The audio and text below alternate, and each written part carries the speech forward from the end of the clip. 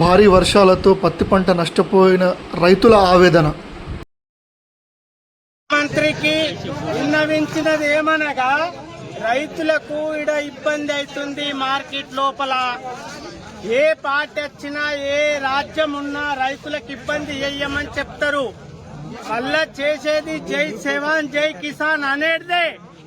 కానీ ఈరోజు రైతుల ఇబ్బంది ఏమున్నది, రైతులకు ఏం నడుస్తున్నది? ఏ కంపెనీడు వచ్చినా ఆడు మందిస్తాడు, ఈ కంపెనీడు వచ్చి ఈ మందిస్తాడు. అన్ని కొట్టి కొట్టి ఆఖరికి బొక్కలు తెరవడే రోజులున్నాయి ఇలా రైతు. ఈ కొనుగోలు 3-4 ఏళ్ల కింద ఏముండే మార్కెట్ రేట్ ఉండే, ఆడు ఎవడో ఖరీదారు వస్తుండే కొనుగోలు చేస్తుండే, రైతుకి ఇబ్బంది లేకుండే.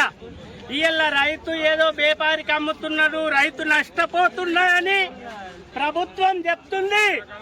కానీ ఇక్కడ నష్టపోయేది ఎవరున్నారు?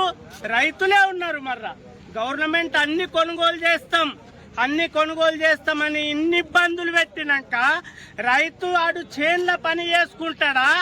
ఈడ దీనికి కావాలంటాడా?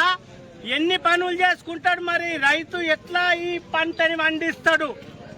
రైతు శ్రమ ఇయ్యాల మన కాంగ్రెస్ ప్రభుత్వం ఉన్నది. రైతు శ్రమ గుర్తించుకొని రైతులకు మేలు చేసి 10 కుంటల కొనుగోలు చేయాలా, ఏ ఇబ్బంది లేకుండా. ఏ స్టాంపు పెట్టు బీంపు పెట్టంటే అని పెండ్లం ఇంటికాడ అండుతుంది, స్తంపు కడతారా అని పిల్లలు స్కూల్కు పోయేటోళ్ళు ఉంటారు. ఇంటికాడ ఒక్క ఆడిది ఉంటది, ఆడిది కూడా వచ్చి స్తంపు పెట్టాలంటే ఈ అధికారులు ఏమి కొనుగోలు చేస్తారు? ఇయ్యలటి ప్రభుత్వం ఏమి సాయం చేస్తుంది రైతులకు? కరోనా టైంలో ఊరుకు కాటలు పెట్టి కొనుగోలు చేపించిండు ఆనాడు కేసీఆర్. ఇయ్యాల అతడే ఉండాలంటుండడు.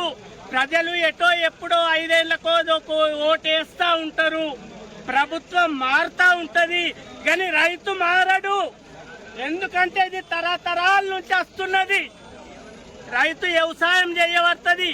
ఇలా జై జవాన్ ని బతికియబడుతుంది, జై కిసాన్ తినబడుతుంది. రైతు పంట రాజకీయమోడు కూడా ఏం తింటున్నాడు? నోట్లు తింటున్నాడా? ఇలా రైతు అందించిన నాణ్యత సొమ్ము తింటున్నాడు వాడు. రైతులకు ఇంత ఇబ్బంది చేస్తే రైతులు ఎవరికి చెప్పుకోవాలా? మరి ఏ అధికారస్తులకు చెప్పుకోవాలా? అందుకోసం ఈ దుర్జన్నం మానేసి మంచిగా కొనుగోలు చేసి రైతుల్ని కాపాడుకోవాలా. రేవంత్ రెడ్డికి విజ్ఞప్తి.